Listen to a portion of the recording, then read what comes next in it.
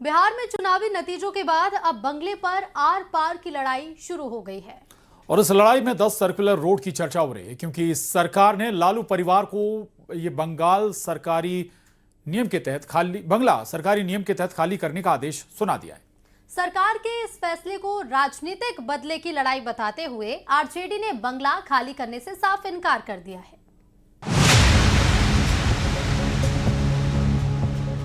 बिहार चुनावों में करारी हार झेल चुके लालू परिवार को एक और बड़ा झटका लगा है। अब 10 सर्कुलर रोड का सरकारी बंगला खाली करने का आदेश जारी हुआ है। राबड़ी देवी को हार्डिंग रोड का बंगला नंबर 39 आवंटित किया गया है। इस हार्डिंग रोड बंगले पर और आपको तस्वीर दिखाने की कोशिश करेंगे जहां पर राबड़ी देवी को नया ये बंगला अलॉट किया गया है। अंदर की तस्वीर हम आपको दिखाने की कोशिश करेंगे। देखिए, ये तकरीबन 1 एकड़ का बंगला है।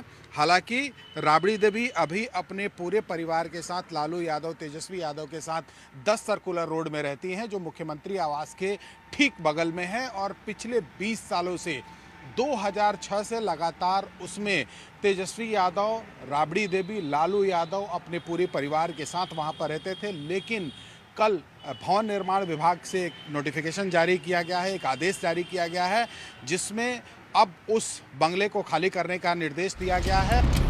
यानी 2006 से राबड़ी देवी और लालू परिवार का स्थायी राजनीतिक पता रहा 10 सर्कुलर रोड अब इतिहास बनने जा रहा है। यही घर आरजेडी की बैठकों, रणनीतियों और सत्ता समीकरणों का केंद्र माना जाता था। 20 सालों से यहाँ पर लालू यादव का पूरा परिवार रहता था। जब लालू यादव रेल मंत्री थे उस समय इस घर के अंदर में उनका एक ऑफिस भी बना था, बहुत सारा कंस्ट्रक्शन भी हुआ था इसमें। और उसके अलावा जब ये बंगला आवंटित किया गया था उसके बाद रिमॉडलिंग करके इसको राबड़ी देवी ने अपने हिसाब से अपने परिवार के लोगों के रहने के लिए इस निर्माण कराया था। लेकिन अब इस बंगले को खाली करना होगा। राज्य सरकार ने इस बंगले को खाली करने का निर्देश दिया है। अब विभाग ने स्पष्ट कर दिया है कि नया आवंटन लागू होगा और बंगला खाली करना ही होगा। इसलिए अब आपको अंदर से भी बंगला नंबर 39 दिखाते हैं, जो आरजेडी की राजनीति का नया ठिकाना है। राबड़ी आवास का पता बदल गया है और अब राबड़ी देवी जो हैं वो 10 सर्कुलर रोड के बजाय 39 हार्डिंग रोड में रहेंगी। और ये देखिए, एक्सक्लूसिव तस्वीरें जो है हम आपको दिखा रहे हैं। ये जो 39 जो हार्डिंग रोड है उसकी जो तस्वीर है हम आपको दिखा रहे हैं। बाहर की जो तस्वीरें हैं वो आप देख सकते हैं कि ये नीचे और ऊपर 2 तल्ले के जो मकान है वो है। और यहाँ पे अगर आपको मैं अंदर चल करके अगर तस्वीरें अगर आपको दिखाऊं तो यहाँ पे आप जैसे ही प्रवेश करेंगे यहाँ पे एक बड़ा सा जो है बैठ की यहाँ जो सोफा है वो लगा हुआ है यहाँ पे। और आपके बता दें कि यहाँ पे तमाम जो चीज़ें हैं, देखिए ये एक कमरा है जहाँ पे अभी इसके ठीक करने की कोशिश की जा रही है और तमाम जो चीज़ें हैं इसको बेहतर तरीके से और जो है साफ सफाई और ये किया जाएगा, ये कमरा। और साथ साथ आपको बता दें कि अभी तक फिलहाल ये जो है वो पूरी तरह से खाली है। आदेश जारी होने के बाद आरजेडी नेता सरकार पर हमलावर हैं। उनका आरोप है कि चुनाव हारने के बाद विपक्ष को निशाना बनाया जा रहा है, लेकिन बीजेपी जेडीयू इसे नियमों के हिसाब से की गई कार्रवाई बता रहे हैं। ये सब चीजें प्रक्रियात्मक चीजें हैं। अब उनके विधायक कम जीते हैं तो उसके साथ वो तो प्रक्रिया है, कल किसी को भी हो सकता है। और जितने आपके अलॉटेड विधायक हैं उतने लोगों को उतना मकान अलॉट होता है। अब उसके दृष्टि से आपको हर विधायक को ये 5 साल बाद जब चुनाव होता है तो ये समझना चाहिए। अब उन लोग का था कि राजतंत्र बना रहेगा, तो ऐसा होता नहीं है ना। क्राइटेरिया को अब मैडम पूरा नहीं करती हैं राबड़ी देवी जी, लिहाजा कोई अपमानित करने के लिए या कोई प्रतिस्पर्धा के लिए नहीं, कानूनों के तहत ही उनको मकान आवंटित नहीं किया गया है।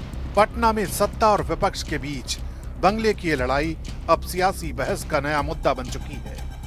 10 सर्कुलर रोड और 26 एम स्टैंड रोड दोनों पते बदलने से आरजेडी खुद को घिरा महसूस कर रही है, जबकि सरकार का साफ कहना है कि नियम लागू हुए हैं, किसी को टारगेट नहीं किया गया।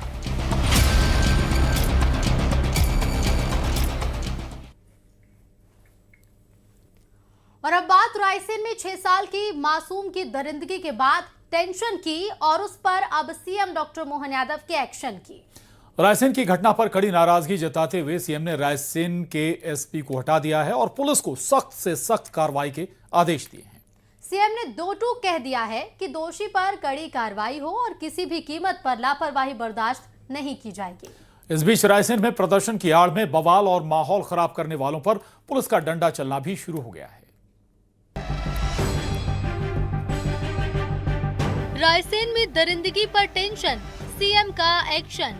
सीएम डॉक्टर मोहन यादव की सख्ती, नप गए एसपी।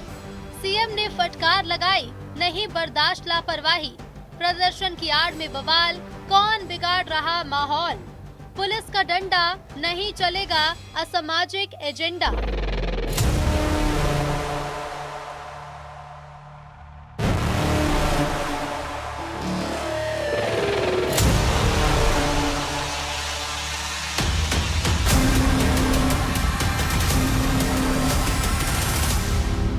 रायसेन में 6 साल की मासूम के साथ हैवानियत को अंजाम देने वाला आरोपी सलमान अब तक पुलिस की गिरफ्त से दूर है।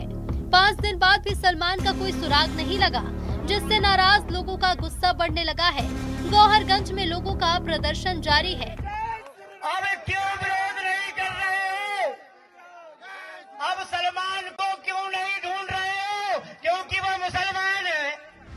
लोगों की नाराजगी जायज है, लेकिन प्रदर्शन की आड़ में बवाल और रायसेन का माहौल बिगाड़ने की साजिश कतई भी बर्दाश्त नहीं है। और आज ये बात पुलिस ने अपने डंडे से लोगों को समझाई। बताया जा रहा है कि प्रदर्शन की आड़ में असामाजिक तत्व माहौल बिगाड़ने की कोशिश में थे। प्रदर्शन के दौरान कुछ लोगों ने पुलिस पर पथराव किया, जिसके बाद पुलिस ने मोर्चा संभालते हुए लाठीचार्ज कर प्रदर्शनकारियों को तितर बितर कर दिया। कि मैंने कहा जितने भी लोग थे यहाँ पर अभी उनको समझा बुझा करके यहाँ से रवाना किया जा रहा है और समझाने बुझाने में जो है हल्का बल प्रयोग करके उनको रवाना किया गया। सर आंसू गैस के गोले भी छोड़े गए क्या? कोई घायल वायल? कोई भी घायल कुछ नहीं हुआ है, आपके सामने है। पूरी तरीके से स्थिति जो है वो सामान्य है। एक तरफ ग्रामीणों में आक्रोश है, उधर सीएम डॉक्टर मोहन यादव भी सख्त हो गए हैं। सीएम डॉक्टर मोहन यादव की सख्ती के बाद रायसेन एसपी पंकज कुमार पांडे को हटा दिया गया है। आईपीएस आशुतोष गुप्ता को रायसेन का नया एसपी बनाया गया। आरोपी सलमान पर इनाम बढ़ाकर 30,000 रुपए कर दिया गया। पुलिस की 20 टीमें आरोपी सलमान की तलाश में जुटी हैं। मस्जिद मदरसे में सर्च ऑपरेशन चलाया जा रहा है। मासूम के साथ दरिंदगी को लेकर मध्य प्रदेश में सियासत भी गर्मा गई है। जीतू पटवारी ने पीड़ित बच्ची से मुलाकात की। पटवारी ने कहा कि प्रदेश में कानून व्यवस्था पूरी तरह से चौपट हो गई है। बीजेपी ने पलटवार करते हुए कहा कि सरकार जीरो टॉलरेंस की नीति पर काम करती है। कांग्रेस को ऐसे मामले में सियासत नहीं करनी चाहिए। जितनी जल्दी हो उसको गिरफ्तार करके कड़ी से कड़ी सजा देनी चाहिए। 20 बेटियों की रोज बलात्कार हमारे मध्य प्रदेश में हो रहा है, तो कानून के नाम का कोई खौफ बचा नहीं है। देखिए, मध्य प्रदेश की सरकार के डॉक्टर मोहन यादव जी के नेतृत्व में जीरो टॉलरेंस पर पॉलिसी है किसी भी अपराध और अपराधी को लेकर। जब जब कोई भी अपराध हुआ है सख्ती से कार्रवाई हुई है। कोई अपराधी ना पहले छूटा गया ना छोड़ा जाएगा। ये वो कांग्रेसी हैं जिनका इतिहास महिला उत्पीड़न से और महिला विरोधियों से भरा हुआ है, तो कम से कम इनको ये राजनीतिक दिखावे की जरूरत नहीं है। मध्य प्रदेश की सरकार पूरी संवेदनशीलता से अपनी बेटियों की रक्षा कर रही है, उनको आगे बढ़ाने के लिए नीतियां बना रही है और कांग्रेसी सिर्फ प्रलाप कर रहे हैं। रायसेन में लोगों के विरोध को देखते हुए पूरे इलाके को छावनी में तब्दील कर दिया गया है। सुरक्षा को लेकर पुलिस प्रशासन अलर्ट है। नए एसपी आशुतोष गुप्ता और प्रभारी कलेक्टर तन्मय वशिष्ठ शर्मा ग्राउंड जीरो पर रहकर हालात पर नजर बनाए हैं। लेकिन इन सब के बीच सवाल तो यही कि आखिर कब मासूम से दरिंदगी के आरोपी सलमान की गिरफ्तारी होगी। रायसेन से दिनेश यादव की रिपोर्ट, न्यूज़ 18।